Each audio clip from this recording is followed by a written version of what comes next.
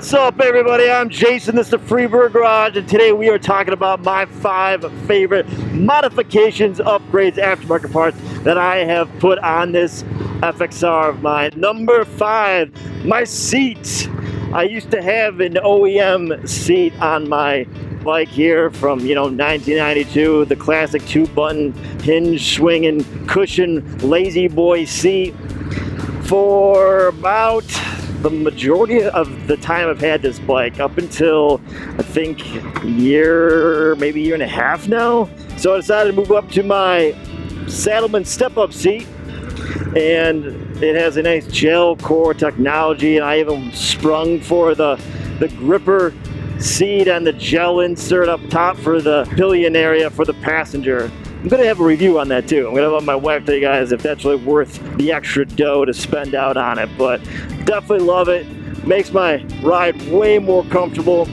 And the comparison is obviously night and day. I mean, you're going from old foam to new core technology that's nice and stiff to a point where it folds to your ass down, and it's awesome. It's one of my favorites. And from the braking period, a lot of people will say that it's rough. To me, not so much. I didn't think it was that bad. And now, after having well over 2,000 miles on it, woohoo, boy, it is nice.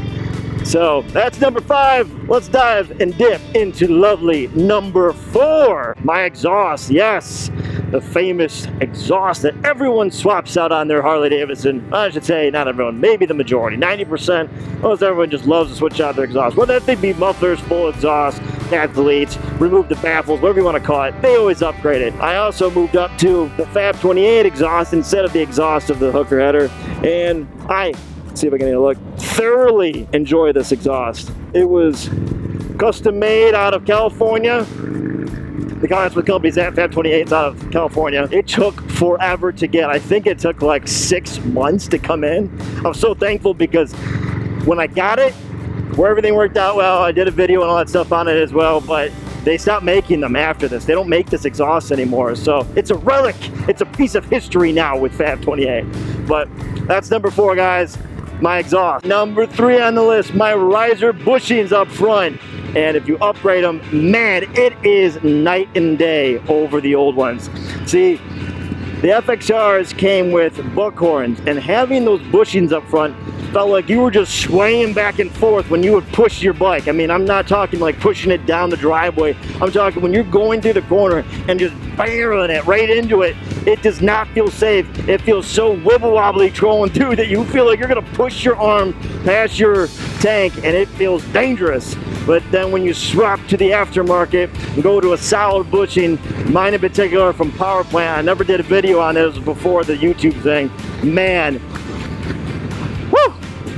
So much better, so much safer, and a blast to ride. I mean, it makes your bike hook up like it's on rails going through, and it's such an inexpensive part. And I'm not exaggerating, going from a rubber bushing to a solid mountain bushing like that, phenomenal. It is absolutely phenomenal. So that is number 3 on the list, my riser bushings. Number 2, we're getting down there to the top one, but number 2 on the list, out of all the mods so far, the chain conversion for my bike.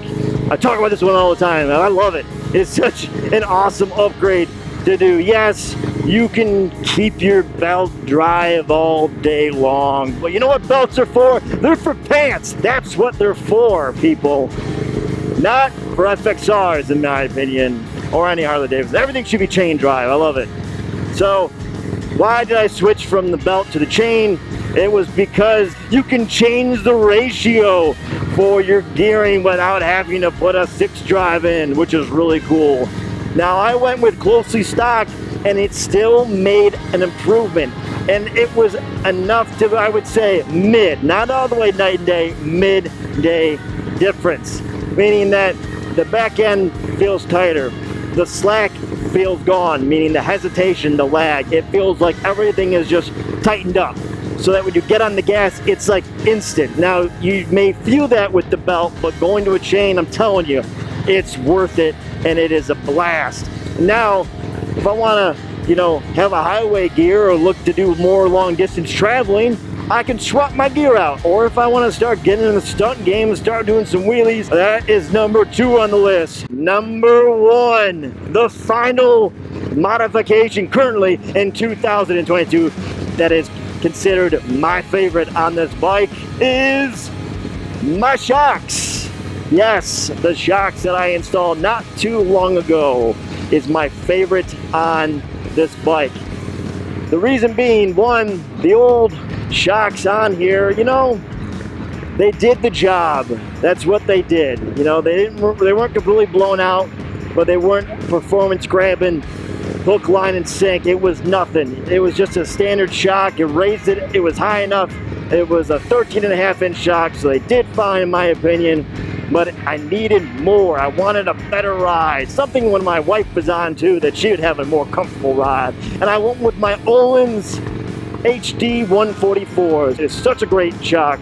Love them. They're so interchangeable. The price is what's scary to a lot of people.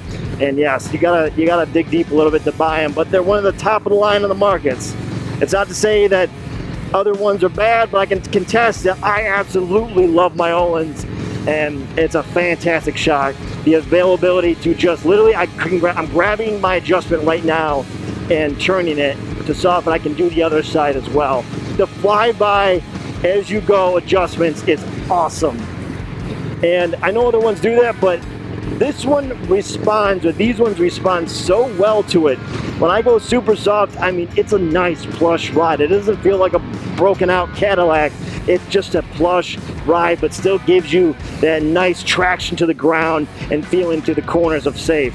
Now, if you go all the way to hard, yes, you do get a stiff ride, but it feels like you're in a sports car at that point. It feels like that stiff end that you got a little bit of give, but you can hook it through the corners as you need be, and it's awesome. Well, there you have it, my 5 top favorite modifications, aftermarket part upgrades that I have done to the bike so far. I have more that I've done to this bike, but they're not on the list, of course, so we'll talk about that another day.